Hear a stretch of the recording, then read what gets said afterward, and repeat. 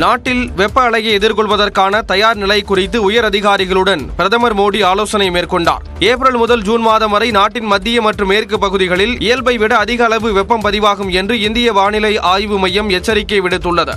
இந்நிலையில் பிரதமரின் முதன்மை செயலாளர், உள்துறை செயலாளர், இந்திய வானிலை ஆய்வு மையம் மற்றும் தேசிய பேரிடர் மேலாண்மை துறை அதிகாரிகளுடன் பிரதமர் மோடி ஆலோசனை மேற்கொண்டார். அப்போது வெப்ப அலையை எதிர்கொள்வதற்கு தேவையான முன்னெச்சரிக்கை நடவடிக்கைகளை மேற்கொள்ள அறிவுறுத்தப்பட்டது.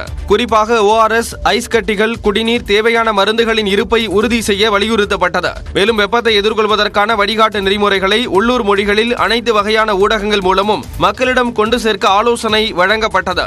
வெப்பத்தை எதிர்கொள்வதற்கு மத்திய மாநில அரசின் அனைத்து துறைகளும் ஒருங்கிணைந்து பணியாற்றுமாறு பிரதமர் மோடி அறிவுறுத்தினார். தேர்தல் சமயங்களில் பொதுமக்கள் அதிகம் வெயிலில் வர வாய்ப்பு இருப்பதால் முன்னெச்சரிக்கை மற்றும் வழிகாட்டு நெறிமுறைகளை காலதாமதமின்றி உடனடியாக செயல்படுத்த உத்தரவிடப்பட்டது. உங்களுடைய வெற்றி வேட்பாளரான சகோதரர் ஆற்றல் அசோக்குமார் அவர்களே,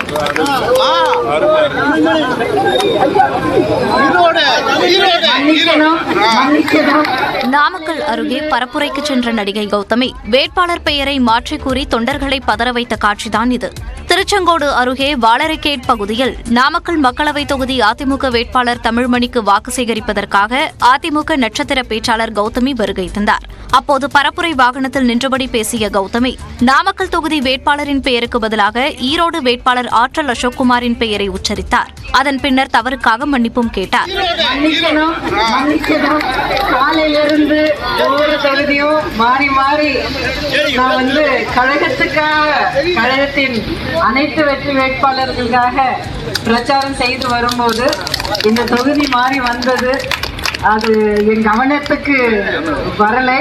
மன்னிக்கவும், திரும்ப நான் உங்களுடைய மன்னிப்பு கேட்கிறேன். வேட்பாளரின் பெயரை மாற்றி கூறியதால் கூட்டத்தில் சிறிது நேரம் சலசலப்பும் சிரிப்பலையும் எழுந்தது.